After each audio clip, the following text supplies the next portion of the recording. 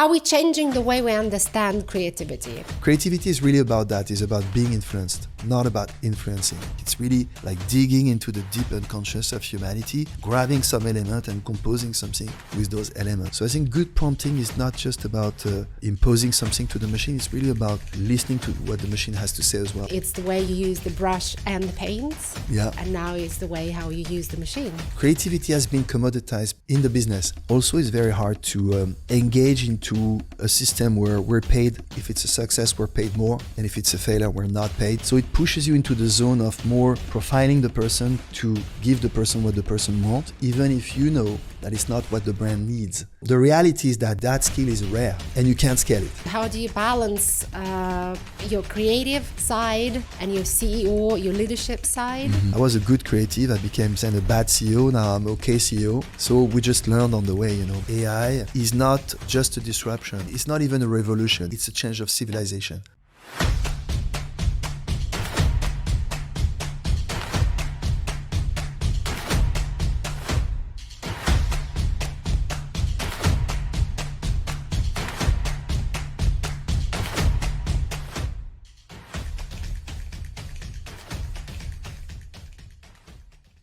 Hello everyone, we're at the Veela Podcast and we're at the week where a lot of things are happening in Dubai, things like the Expand North Star, the GITEX Global. I witnessed a lot of insightful discussions. So I specifically attended the Future of Creativity at the Expand North Star for the past 2 days. And I heard a lot of discussions about how technology is disrupting this space. So when I decided I need to talk in depth with someone who is actually a creative mind, but at the same time has his hand in technology. So welcome my guest for this episode, who was yesterday right on the stage talking about creativity and what are we left with as humans. Welcome Frederic, directly all the way from Los Angeles and New York. Frederic is the CEO and the founder of Gen AI studio called AI Magination. Welcome, Frederic. Welcome to Dubai. How are you today? Hello, Lara. Yeah, I'm good. I feel good. Yesterday, I saw you at the stage at the Expand North Star Future of Creativity. Did you enjoy? So did you have really great discussions? Yeah, it was very interesting to be there. I was more familiar with the CES in the US or Viva Tech in France or South by Southwest. So I was discovering, it was the first time I was in GITEX, and it's the new world. So it's very interesting. So you can feel it's the new world. And I was looking at the location of GITEX, like Dubai, Lagos, I think Singapore, etc. It really feels like bricks, like very the new world. Yeah, GITEX has expanded massively over the past several years, and it's the place where tech meets the creativity and meets everything else, I think. Yeah. So tell me about AI Imagination, so about your company, because I heard the story from the stage yesterday and I got very inspired about how it grew. Yeah, so I'm a creative guy from the advertising industry, so I've always been in that industry, and I was so my whole life was really about like trying to empower creative with me and have brands, value the creativity that we bring on the table, and so living in California, I was exposed very early. In California, you're exposed very early to technology, and because you're super close to the Silicon Valley in Los Angeles, so. And we've been exposed to ChatGPT like before everyone. I think we really heard about it more than anyone else on the planet. And so I tried it, and my first prompt was asking GPT a dialogue in between an old Porsche 911 and a new Tesla. Oh no! And it was really good. It was that was the disturbing part, because I was hoping something bad, but something good came up, and so. I was very disturbed, because for the first time I felt in danger, because I had the feeling that we were going to be just wiped out as creative guys, And so I remember, I called my friend Tony Kaye, the director of American History X, and I sent him an imaginary dialogue in between him and the studio on the edit of American History X. And when he received that, he couldn't believe it, how accurate it was, and how relevant it was. And so, and he said, "What's that?" And I said, "What? That's GPT. Like, it's over for us as creative guys. Like GPT is coming for us. AI is coming from us." And so, I got, to be honest with you, I was a bit shocked and even depressed by that situation. I was like, "What's going to happen?" We all were, I think, when we first faced the Chat GPT. Honestly, I was like, "Oh, can I use it?" Because it's obviously like much more efficient than us to so many extent, And so, but the surprising thing is that we in the preconceived idea of AI, we've always heard that it would just wipe out first logical jobs, and so we were ready for that. We were ready that AI would come at some point. Like 20 years ago, when you were reading about AI, it was really coming for logical jobs. Yeah. And the reality is that it's almost like it started with creative jobs. Because we were thinking that creative jobs would be the last ones, to be attacked. And in real, like it came immediately on the creative job, So, and that was the disturbing part of it, because we thought we were safe as creative, and we're not. And so, then I went to China, and my partner in China had organized. You know how Chinese people are with technologies? They're not like, not overthinking it, but more like embracing it first. Yeah. And then they see what they can do with it. But they have so much less resistance to technology than we have. So I was resisting to that technology, and my partner didn't. He was really all in from the beginning. And he had organized an exhibition with 100 AI artists, and so called AI Imagination. And so when I saw the name, I was like, "Wow, this is a good name." And I said, "Did we found that?" He said, "Yes."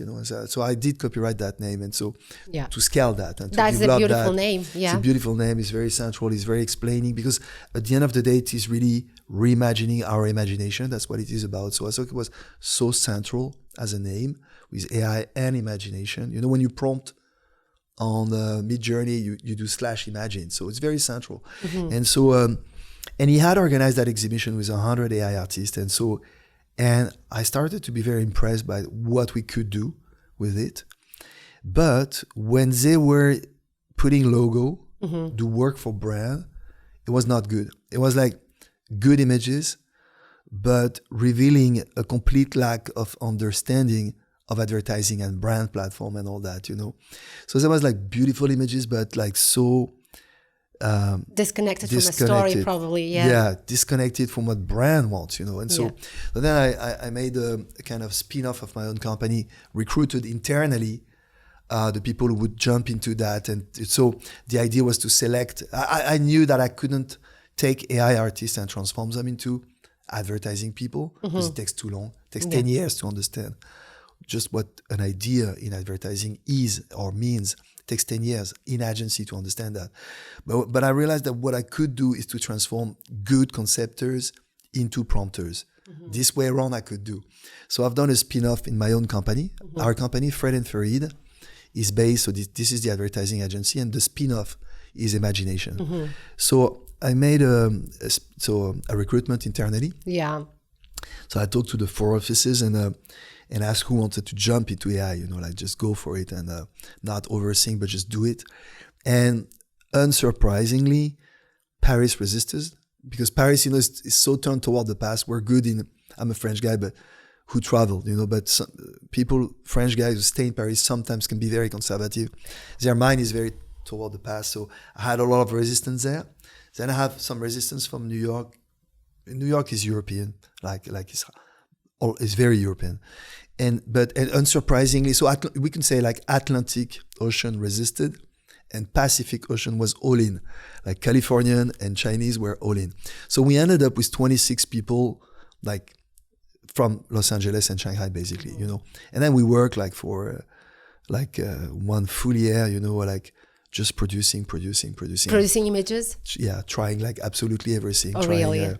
Trying every possible AI on the market, open source, And because it really felt you looked at LinkedIn and 3 months after GPT, you could see gurus, people those who took gurus. Yeah, that's true. Everyone talks about AI, but no one does it. That's the feeling I had.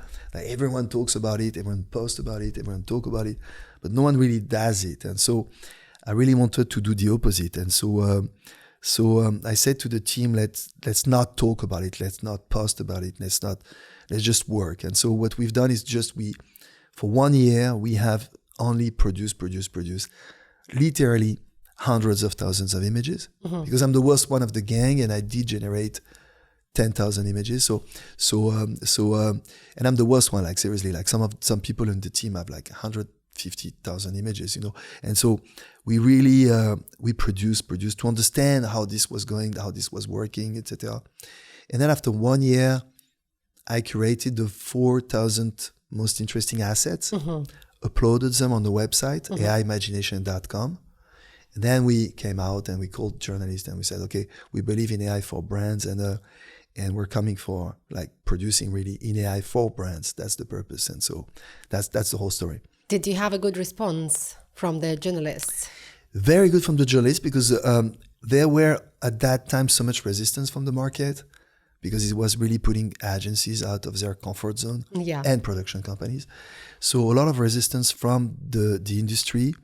So everyone, also legal resistance, a lot of questions from legal department about usage basically. And so, but also a lot of excitement from journalists, from marketing directors, from CEO, surprisingly, marketing directors, and purchasing department, because we produce like 10 times cheaper and 10 times faster. So of course, like we have the support of purchasing department.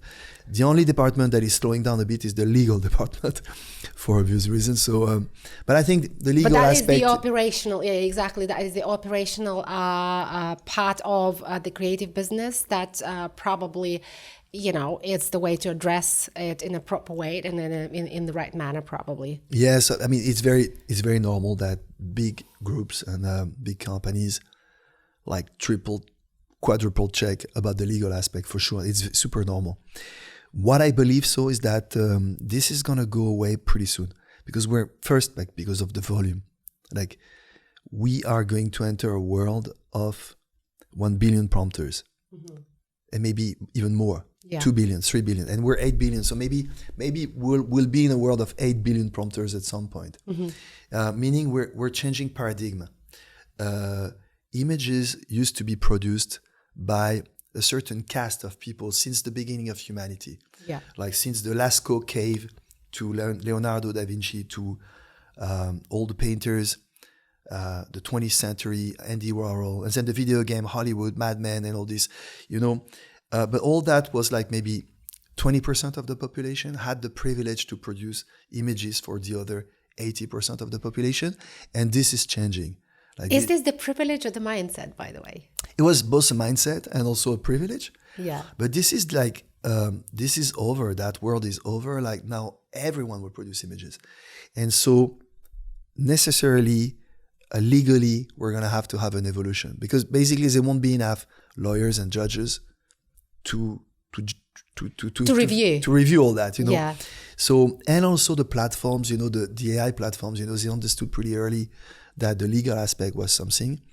And so they have multiplied the sources of one image. So when you have like one image in AI, there is so many sources on that image that in a way there is no paternity or maternity of image, like there is no ownership there's no of ownership. the images, because there are too many sources on one individual image now. So I think this whole legal aspect is something for sure, and we should consider it for sure.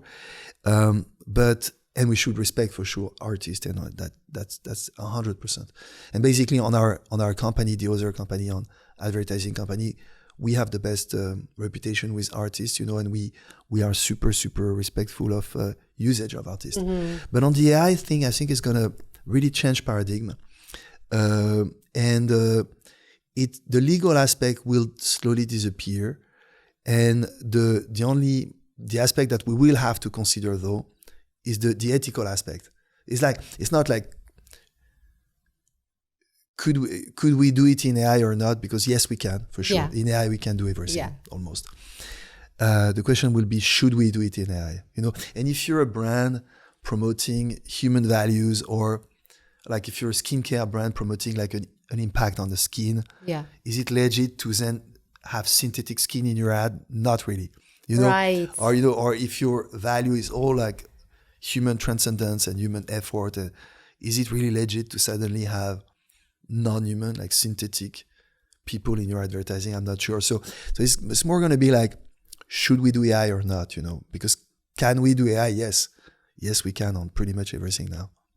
But you're right. It's the ethical aspect. But I think ethical aspect of generative AI is a big topic that is buzzing globally for a lot of analytical firms that I've heard as well.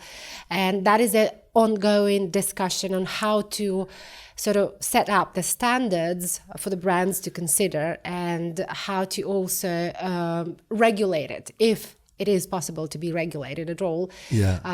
But definitely, this is something that I would probably leave for another discussion, because I wanted this conversation to be focused on the creativity aspect as such, because as you fairly mentioned, it's changing the paradigm. So meaning, are we changing the way we understand creativity? How do we define, how do we understand, how do you as a creative person understand creativity? And with the impact of AI, how it is changing in your opinion? I mean, our tagline for AI Imagination is imagination reimagined. Mm-hmm. And we're big believers that this is changing the way we conceive idea, the way we conceptualize, because so there is, and human aspect is very important still, because it's not going to wipe out the creativity, human creativity. I don't believe so, not now at least, not now. In the prompting, you have 3 steps. You have the intention, then you have the generation, and then you have the curation. The intention is the prompt. And so it's all about the ambition you put in your prompt, mm-hmm. and the sophistication, the subtleties you can put in your prompt, sometimes technical aspects, sometimes with the flags or the modifiers at the end of the prompt. But it's not just that, it's just the vocabulary you use and the will you have to do something interesting. And so the human aspect is very important here. And for sure, for the intention, you need smart humans to do it. Then you have the curation of the end of the process. And in the curation, of course, you need to have a human with taste, the ability, a sense of beauty, a sense of concept to curate within the crazy amount of images that we have or films to point, the pearls, and put the rest in the trash, So you need humans with skill. So we know that. And then the preconceived idea is that we don't need any human on the generation part in the middle. And in real, when you prompt and when you create with the machine, you realize that it's not true. And you realize that maybe the biggest impact is during the generation. There is an example that I love to quote is the Kandinsky, who invented abstract art. There's a legend about him. I don't even know if it's a true story, but there's a legend that says that, one morning, so he was doing figurative painting. Mm-hmm. And one morning he came in his studio, and the cleaning person had put the painting upside down because it was the beginning of the painting. And so the cleaning person didn't know in what sense was this painting, so put it upside down. And the legend says that, when Kandinsky saw that, he was like, oh, this is more interesting than what I was actually doing, And then came this idea of like, maybe abstract art is more interesting than figurative art. And so he started to dig into that, and pull that string slowly, and he developed abstract art, which is not a small thing, like it's an enormous thing in the history of art. And so I would say, like, analogic to that example, when the generation happens, so when the first images come, so you do your prompt and then images are coming, you have to have this ability to pose and be open enough and be creative enough and sensitive enough and tasteful enough to stop something and because it's better than what you had in mind, and just slowly pull the string of what's happening here in the communication between the human and the machine. Sometimes things are happening that are interesting, and you need to have a real creative person to see that, and not be stuck into the preconceived idea of the final outcome, and just pull that string, And seriously, like when you do that, Lara, that's where you get the best result, because then it's a communication with the machine. It's not a monologue, You enter a dialogue with the machine, and this is very new. So yes, I think it's not a small thing to say that we are reimagining imagination, but I think it's very true.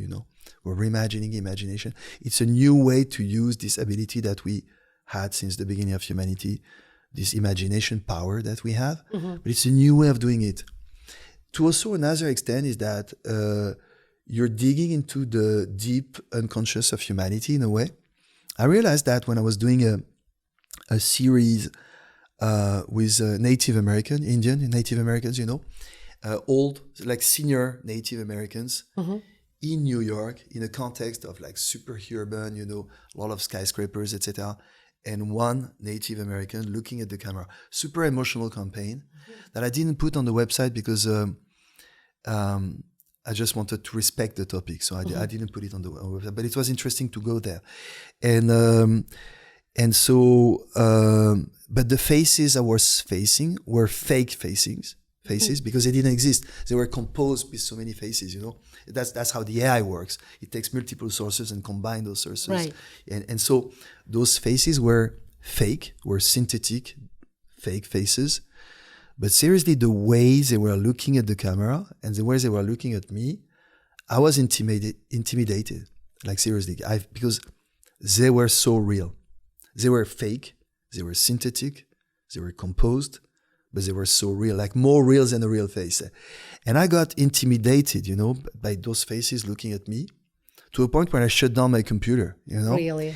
And I was like, wow, that was a very strong emotional moment. I shut down the computer, and I was like, oh, we're really digging into the deep unconscious of humanity, because it's digging all over the internet, and it's digging like on every single images that's the fantastic part of it. Like it's really like digging into the deep unconscious of humanity, grabbing some element and composing something with those elements. So there's something almost, I wouldn't say mystical because it's too much of a big word, but something a bit fascinating about this process, And again, you need human to understand that, to be sensitive enough to get that, and enter a dialogue, because it's so impressive what the machine can do, that it would be crazy to not try to use it, right? Yeah, to actually and interact, really interact, not be a monologue with that power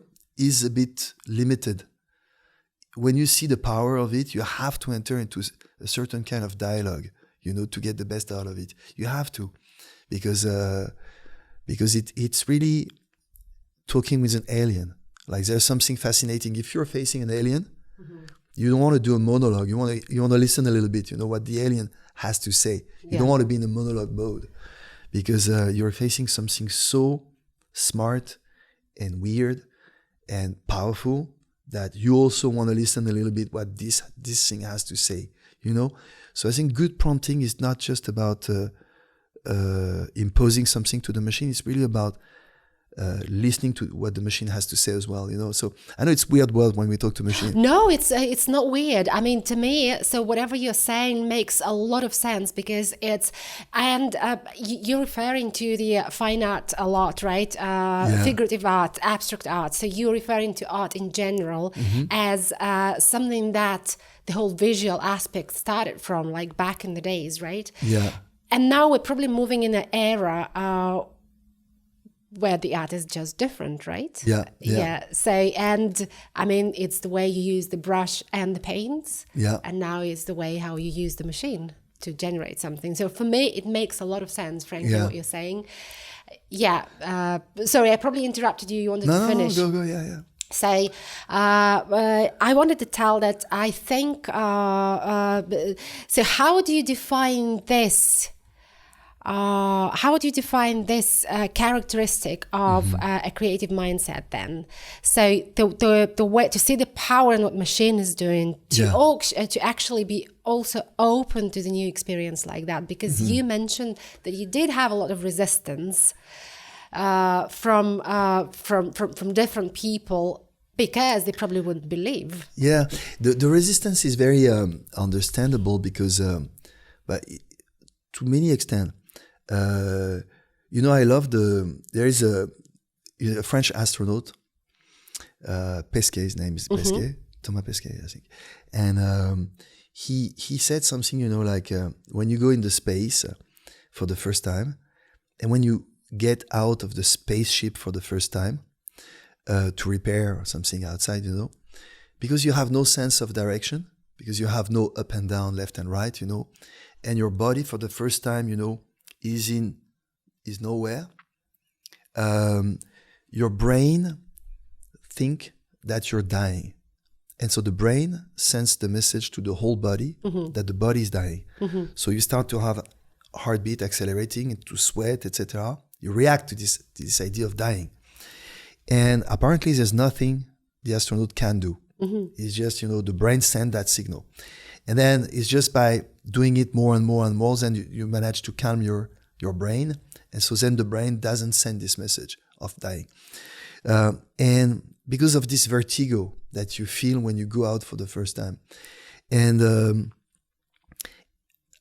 I think there's something a bit similar, like 1% of that feeling for sure, but in prompting. Homeopathic dose of that feeling, but it's a kind of similar feeling of vertigo, because when you face the prompt, you have this box that you can fill with words, any words, and it's going to do something. And so you have the feeling that you can do everything without any constraint, but everything is kind of close to nothing. I don't know if you feel that concept. It's almost like, and so it's almost like you get lost. I've seen the best creative people being completely lost in front of the prompting, in front of the screen, like blocked completely, like they don't know what to do, what to say, because they can do everything, so they do nothing, So that's something that's very fascinating and disturbing. So you gotta get used to it. You gotta really do it over and over. Yeah, how to get this. So I understand that you've just described a really, really like a process of creation, and what do creators feel when they feel everything and nothing at the same time. Exactly, and it's just, and I think it's only creative people would understand what it means. Probably those who paint, those who, I don't know, those who write poems or those who write music or something, probably. But then how do you overcome that, right? So how do you get out of that circle and then get back there and take the result of your creation? Yeah. You gotta, and also there's another resistance, by the way, Lara, we hear punchlines from the Silicon Valley, like Sam Altman said, for instance, that 95% of the jobs in marketing are going to disappear, going to be wiped out. So also you have, on the one hand, you have that vertigo and that feeling of emptiness in front of the machine, and on the other side you have all that threat, and you start hearing that companies are firing, etc., and so you start to feel in danger. So both combined, when you face your prompt, you're like, this is an enemy. you're like prompting, writing something to an enemy almost, so, and all that create like a natural reaction of fear and defiance and anxiety, etc. So it's very normal that there is some resistance, and the only way to bypass that is just to do, It's like an instrument, it's like when you take a guitar, at the end of the day, it's super easy to understand prompting, the rationale of it. Yeah. The way it's super easy to understand the rationale of a guitar. I can explain you the guitar. I mean, not me, because I'm such a bad musician, but a good musician can explain you the guitar in maybe 1 hour, maybe 2 hours, maybe. That's it, Like explaining to you the chords, what you do, how you can, the notes and all that. That's not going to make you a musician, right? Like even if you spend 2 hours listening to everything about the guitar, that's it. Then you will not be a musician. You have to play, right? Yeah. And then you have to learn by playing, That's prompting. It's an instrument. It's like a musical instrument. So I can explain you the prompting. We've done some seminar where we explain to some companies or agencies, how to prompt, and we even give them the secrets of prompting, which, by the way, are not secrets, because you can just GPT all the secrets of prompting. You'll have them, and it's not going to help in anything, because it's all about practicing. So it's all about doing, And quantity is important. There is a sentence from a famous French photographer. I forgot his name, but he's an old French photographer, but whatever. But the sentence is fantastic. It's your first 10,000 pictures will be the worst. It's like meaning like there's no way you can go beyond experience, no way. So you have to practice, you have to produce. And by producing, you enter the game, you enter the dance. And within that dance, you start to understand how to dance, So, but you have to do it. You just have to do it. So, and there's no way around that. And so, you have to spend time on it, and period. Like an instrument, you can't be a good guitarist without spending time playing guitars. It's the same. So creativity is an action, basically. It's a constant practice, is an action. So you can't learn how to be creative. You can just create to become creative, right? Yeah. Or to actually learn how to generate ideas. Yeah. It's about doing. Well, like anything in art, it's about doing, right? It's about... Have you ever felt drained? Yeah. Many times you're like, you're overwhelmed or drained, and you feel empty because you spend so much time on something, and then you're lacking some inspiration, and you need to. But that's true in prompting, where as well as is any art, right? In any activity, right? At some point, you need to kind of go around and see what's happening in museum, in culture, in cinema, in whatever, to be influenced again. We always talk about being an influencer. And I will always find that notion weird, because I think it's much more interesting to be influenced than to be an influencer. Like, I don't know, like this obsession of influence is kind of a deviance, of our society, because it's so much more interesting to be influenced, and try to, for instance, like coming to Dubai, influenced me so much. I love that, it's shaking my preconceived idea, it's like shaking me, in a good way, it's like really pushing me into thinking differently, and I think it's creativity is really about that. It's about being influenced, not about influencing. So I thought creative people usually influence other people, frankly speaking, because creativity and the result of the creativity is usually so powerful. We're talking about the creativity that is the next big thing, or something that, creates that impact. But whenever you're looking at something beautiful, or something that sounds really deep, or something that, something that gives you a perspective on a certain topic, so you get influenced, then that's why we go to theaters, right? That's why we go to the museums of fine arts, etc. Yeah. But what you're saying now is that the creative people need to be influenced as well. So where do you get your inspiration then? In everything, I think, especially today, there is no really art is everywhere, design is everywhere, thinking is everywhere. I think we entered that world where all silo have disappeared, and everything is kind of melted, and connected, and so you can get it from everywhere. Like seriously, like a sticker on the street, might be an amazing the next big thing, Yeah. Like it comes from everywhere. It's just about, I think it's the ability to really have some kind of antennas,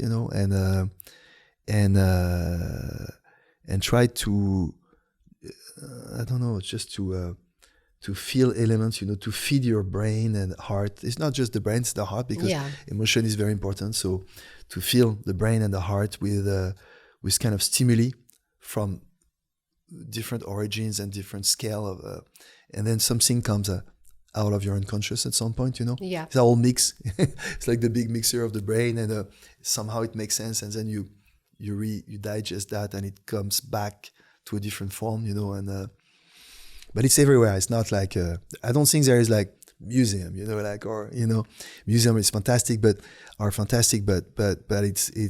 it can come from just anything, I think. Yeah. Anything that makes your emotions probably react to that, right? True. Like emotion is a great radar anyway. It's a great radar that the machine doesn't have. The machine doesn't feel emotion, so we feel emotion, and so it's a great radar to, anyway, in life, to see if we feel someone, if we feel a space, if we feel some an architecture, a tree, whatever, like emotion is a really good, it's our little TSA, it's our little TSA, right? The emotion. So it gives you so much information about things, people, etc. So yeah, definitely it's a good, I agree with you, it's a good TSA. I wanted to ask you something aside from the creativity topic. Yeah. So you, apart from being, what I'm feeling from our conversation, apart from being a creative artist, you're also a CEO and a founder. So you're running a business. Yeah. And since I talk a lot to different leaders, to different founders, the question to you, how do you balance your creative side and your CEO, your leadership side?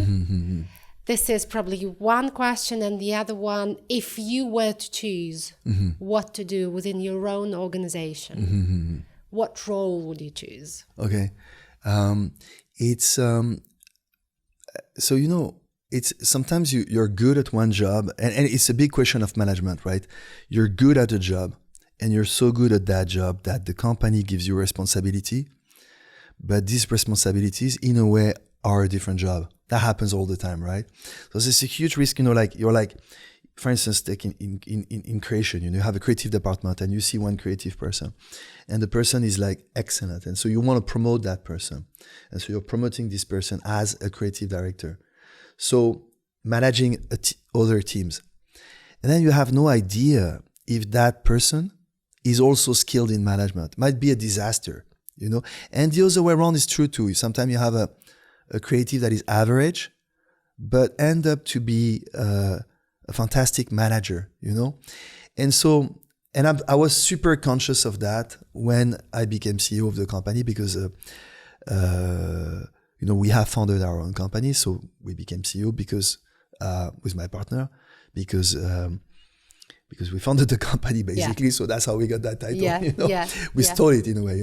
We don't deserve it. We didn't deserve it. We just stole it. And to be honest with you, we were just the worst CEO ever. Like we've done, I think, pretty much like every single mistake that you can see in management books. We've done it. So we were like, and in finance and everything, like we're just like so we just learned on the way, but we learned a completely different job. Like it's completely different job. It's like as different as I don't know, handling a bakery or being a politician, it's like there's nothing in common, so we had to relearn completely. And in a way but it's good to be conscious of that and be conscious that we're completely junior. Like as soon as you grow into the next step, you're junior of the next step. And we're always junior of the next step, So I think, for instance, now I can say I'm pretty okay as a CEO. I wouldn't say great, but okay. And I really feel that the next step is finance for sure. Like if you want to really grow the company, you need to have some interest into finance, into acquisition, maybe external growth or whatever, And so, and I have some friends who are doing that like amazingly, and I'm super impressed. And I'm so bad. So I was a good creative. I became then a bad CEO. Now I'm okay CEO. And I'm super conscious that the next step for this company is like, I need to upgrade in a way. I don't know if it's upgrade, if the right word, but I need to convert into a more financial personality, finance, like and I'm going to be junior again, like once I'll do that leap, once I'm dropped that and I start to do that, I'll be junior again, so. Or maybe find someone who can really do a great job for you as a finance director, right? Yeah. What helps you grow in your CEO role? Just to understand, if you are learning from someone, you're using a mentor, you're learning from mistakes. How do you learn to grow in your CEO role? So I think I heard a sentence once from a fantastic CMO of Diesel, the company Diesel, Francesca, her name. And she told me, I was there in Venice, for Diesel. And she told me, I've never forgot that sentence that she said. She said to me, Fred, it's much more difficult to recover from a success than from a failure. because diesel was so successful at that time, and because when you fail, it's kind of easy to look back and analyze the failure and then adjust that failure. When you succeed, it's much harder. So I think the biggest danger is the successes of the company, because then you're blind. You believe that you're doing everything right, which is wrong to believe that, because no one does everything right. And so, but you tend to believe that you're doing everything right when everything goes perfectly, So I think failure are fantastic to progress, and successes are a bit dangerous because you lie to yourself with the successes. You lie to yourself pretty easily. So that is such an interesting point of view. And how to deal with success then? Yeah, exactly. How to deal with it. So what do you do when you're successful? And probably, all successful people, they don't think about the tomorrow, and that tomorrow something might come that will make them less successful. And then what do you do? Yeah, you're raising another question, which is what's coming us also from the market, right? So because you can be in a situation of success and suddenly, and that happens in every industry, something is like disturbing the game, disrupting the game, and you got to be ready for that. You got to be ready. There were so much disruption in the advertising business recently, much disruptions, with big data, with cultural movements, with tech in general, with I think integration also, in-house agencies, also production companies talking to client directly, etc. There were so much and just also the rise of influencers, taking over the narrative, and there was so much disturbance, so much disruptions, and that's something hard sometimes because you're doing what you do well, and so it's not always easy to completely embrace change, and sometimes you're just not legit to embrace that change, So, and you need to select also what kind of change you need to embrace. Do you want to embrace, I don't know, Meta, for instance, the metaverse, yes or no, Some people just jump into the metaverse and it was not the right moment to do it, and we can say now it was maybe too early to do it, So we can say now, but that's easy to say now, that it was a mistake. So it's also, how do you deal with that? How do you distinguish what is the one disruption that you should embrace and the other disruption that you should just not engage into, Exactly. And that's super hard. Yeah. Everyone fails in a way. Yeah. I think we have done the right decision by embracing AI, for sure, because it really feels to me that AI is not just a disruption. It's not even a revolution. It's a change of civilization. It really feels that. It feels it's just the biggest thing that ever happened to humanity, and we barely cope. We barely know how to cope with it, and if you think about it in very simple terms, in very with good sense, AI. It's the first time that we, human species, are facing something or someone. I don't know what this is, but something we can say that is smarter than us. It never happened. In the whole history of humanity, whatever we faced, we were smarter. And so it's the first time that we are facing something that is smarter than us, which is highly disturbing. I think it actually disturbs our egos more than anything else. Yeah, do you agree with me? In my opinion, it's just, if you think about AI as you've described in this conversation, the way you apply it, for example, to the artistic process. And if you're not disturbing your ego with this, or disrupting your ego with this, you're just using it as a brush. Consider it to be a brush. But you as a human being stay in that process the way you stayed before, right? So the question that I want to probably sort of raise as a conclusion to this episode is, you mentioned something very important yesterday during the panel discussion. You mentioned that the creativity actually is super commoditized. Considering how complex the artistic or creative process is, I mean, so much pain that creators are going through, right? Yeah. Some of them go through, some of them are just using GPT or any other machines to just create and generate the ideas. Yeah. How do we tackle that? How do we overcome, this treating creativity as something really cheap, or, the intention of a lot of brands to just really go as low as you can go in the price of your creative products. At the same time, we heard a lot of leaders saying that there's a need for the high quality creativity, for the creativity that has got a talent that is capable to become the next big thing. Everybody wants that, right? So how do we tackle that? So on your first thought, I would say that it's true that AI is humbling us, humanity, right? Yeah. Because we're facing something smarter and so faster and so much more efficient, and so it's humbling, and it's pushing us into that area of defining a bit more what makes us unique and what makes us different and what makes us competitive in front of the machine, because we cannot compete in terms of efficiency, speed, and all that. We can't. It's over. Perfection, it's over. Like AI is better, period. And so it's really raising the question of what makes us still competitive and relevant, and so human qualities like intuition, emotion, love, empathy, compassion, consciousness, all that, all those things that the machine is not. But it's humbling because you realize that it's not really the qualities our civilization has worked on the most, We worked more on the profitability, efficiency, and all that, Yeah. In a way, we've built a society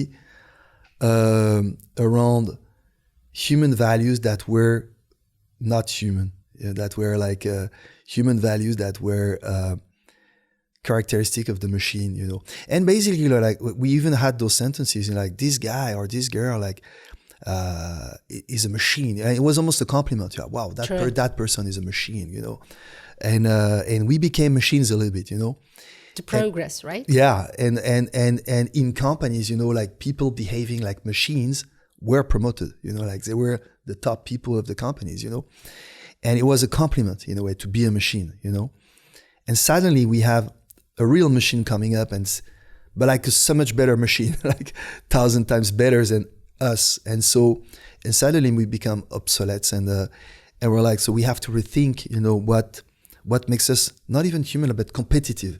Yeah. And what makes us competitive is human values. So that's for the first part of your sentence. And on the second thing, I would say about the commoditization. Yeah, it's true that. So jumping on that, it's true that our creativity has been commoditized in the business, not in art. Like you can see crazy thing in art, right? People selling emptiness. People saying so. In art is a different world, right? But creativity in our industry, for brands, like for brands, advertising, maybe design, has been like every creative skill, but applied to brands, right, has been commoditized by all those big machine of purchasing departments, taking over. I mean, COVID accelerated purchasing department taking over companies, right? So now they're the bosses, like saving money, controlling money, etc. is the boss of the company. And so we're facing those huge companies animated first by, of course, profit, but so the relationship with the provider is really through the purchasing department. And so they're logical, and they're right in their own way, but their logical is to commoditize us, And what's hard when you're facing those big machines is you can't force, but invite those purchasing department to value a bit more the power of an idea, because of course there's a power of an idea, of course. And we see that all the time, everywhere, all year long, that yes, ideas have value, like money value. And some ideas have tremendous value.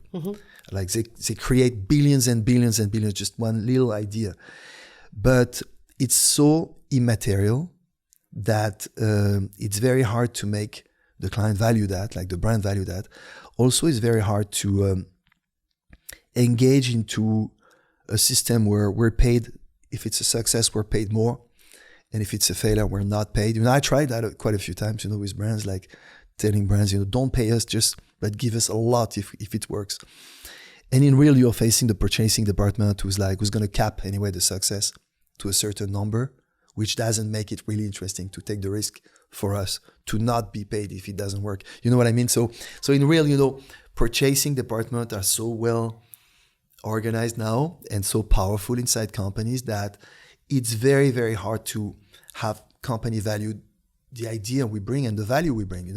I've been facing sometime, we've been taking some brands. I won't say the name but on some brand we started to work and we created so much value on those brands. And it's just crazy that we didn't benefit from that value created, Yeah.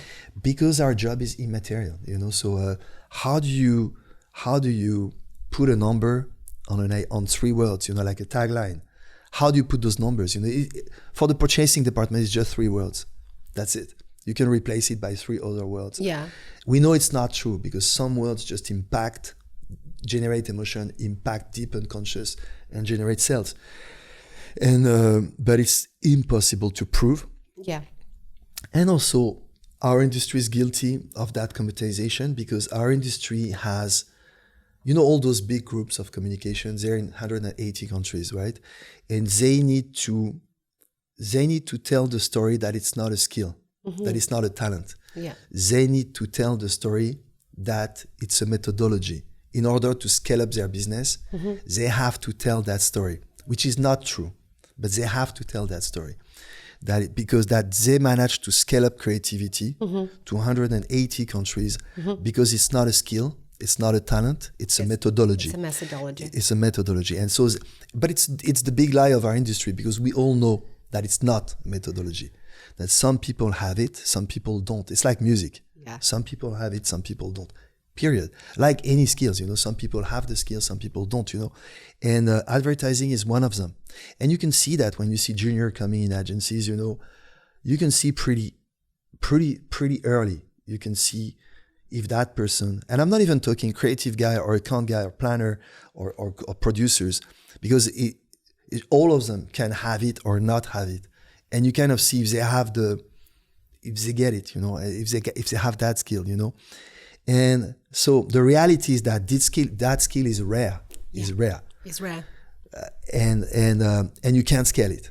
You cannot scale it, But we have a responsibility in the commoditization because we have told a different story to brands. We have told that, yes, it's a methodology. So we're guilty in a way. But it's probably part of the, part of the game, right? So you need to monetize your business, and that is the way it sells. I also thought maybe the business model has to change because when you're dependent on, let's say, a retainer fee to get for your job, and then you might generate a lot more ideas and a lot more value as you mentioned, and you're only paid for what the client has chosen. Yeah. I mean, where the rest is going to, right?